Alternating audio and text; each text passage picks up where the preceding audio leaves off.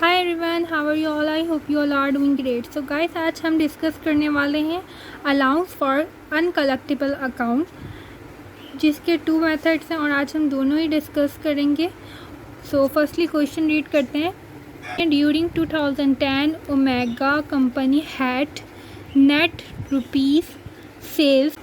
Most of the sales were on credit. At the end of 2010, the balance of account receivable was rupees 1 crore 4 lakh, and allowance for uncollectible account had debit balance for of rupees 48,000. Omega's company management used two method. ये to method की बात की जा रही है, जिसका of estimating uncollectible account expense.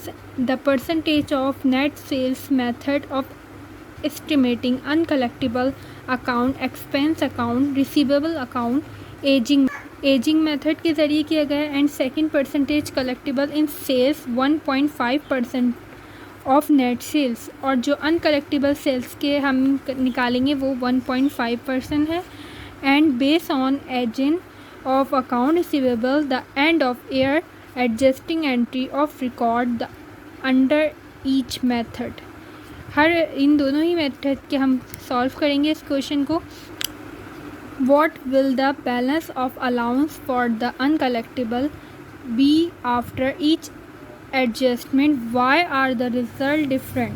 Which method is likely to be more reliable? And net sales 1.5% of net sale uncollectible.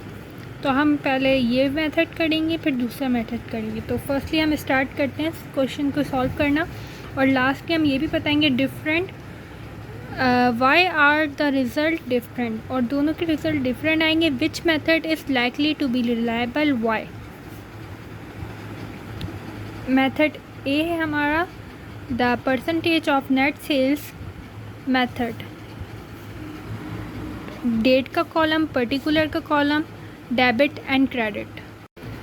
सो इसे हम इस तरह सॉल्व करेंगे। ये हमारी जो नेट सेल्स थी over the year, during the year, ये हमारी नेट सेल्स थी। इसका 1.5% हम इसका माइनस करके जो हमारा अनकलेक्टेबल एक्सपेंस आया है उसे यहाँ नोट करेंगे।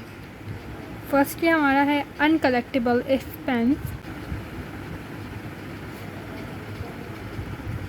एक्सपेंस।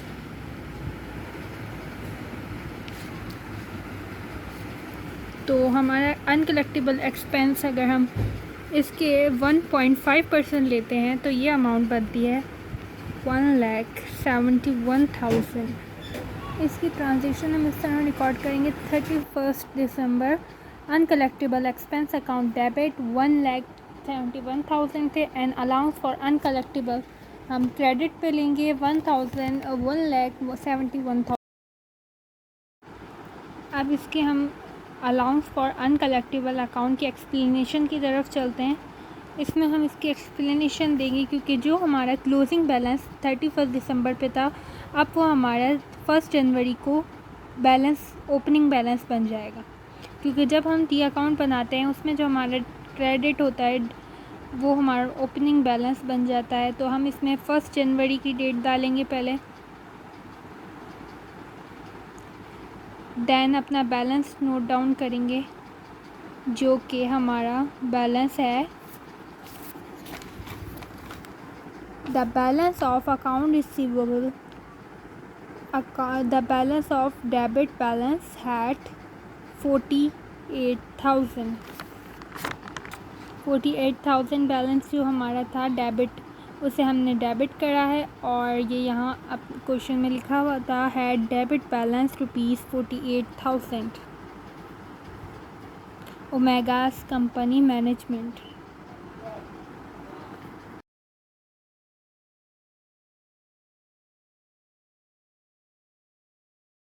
इसका 48,000 हमने इसके बैलेंस के कॉलम में भी रिकॉर्ड करा है।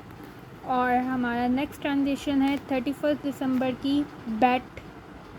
31 दिसंबर की हम डेट डालेंगे, देन हम अपना बैट डेबिट एक्सपेंस नोट करेंगे। Bat debit expense.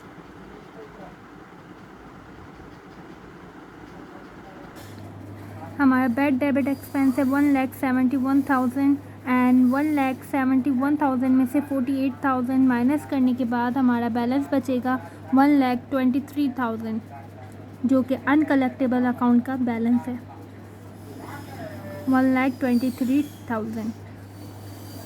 तो इस तरह हमने इसकी एक्सप्लेनेशन भी कंप्लीट कर ली फॉर अनकलेक्टेबल अकाउंट। अब हम इसकी बी मेथड की तरफ चलते हैं जो है on the basic of account receivable method. और इस मेथड में आप सबसे पहले देखें कि हमारा अनकलेक्टेबल एक्सपेंस कितना है। अनकलेक्टेबल एक्सपेंस हमारा था 188,000। तो हम डेट डालेंगे 31 दिसंबर। Uncollectable expense account debit 188 expense debit के कॉलम में हम लिखेंगे 188,000 और इसी का क्रेडिट हम देंगे allowance for uncollectible expense credit. अब हम इसका अलाउंस फॉर अनकलेक्टेबल अकाउंट के एक्सप्लेनेशन की तरफ चलते हैं। तो हम फर्स्टली इसके अंदर डेट डालेंगे 1 जनवरी।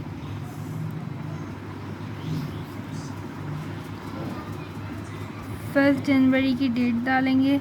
देन हम यहाँ पे अपना बैलेंस रिकॉर्ड करेंगे जो हमारा बैलेंस ओपनिंग बैलेंस कहलाएगा उसे रिकॉर्ड करेंगे।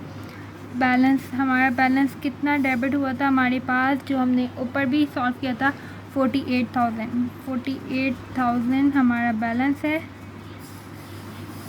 जो यहाँ बैलेंस के कॉलम में एज इट इज़। और हमारा 31 दिसंबर को जो बैड डेबिट एक्सपेंस था लास्ट ईयर का हमारा बैड डेबिट एक्सपेंस हमारा था क्रेडिट में हम इसे नोट डाउन करेंगे 188,000 हमारा बैड डेबिट एक्सपेंस था जिसे हम 48,000 में से माइनस करेंगे तो हमारा आ जाएगा 140,000 बैलेंस।